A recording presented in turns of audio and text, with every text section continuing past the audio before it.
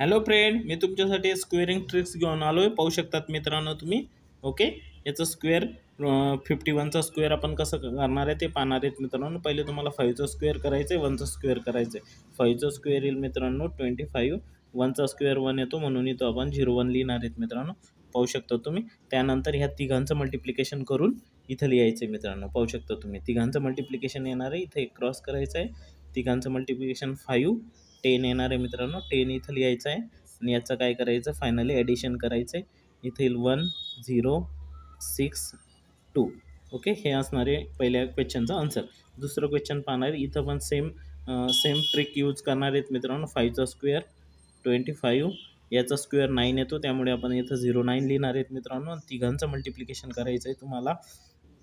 15 13 येतो मित्रांनो, इथं एक क्रॉस करायचं आहे, इथं 13 लिहायचं आहे. यांचे ॲडिशन करायचे, हे असेल तुमचं फायनल असेल 9 0 8 2.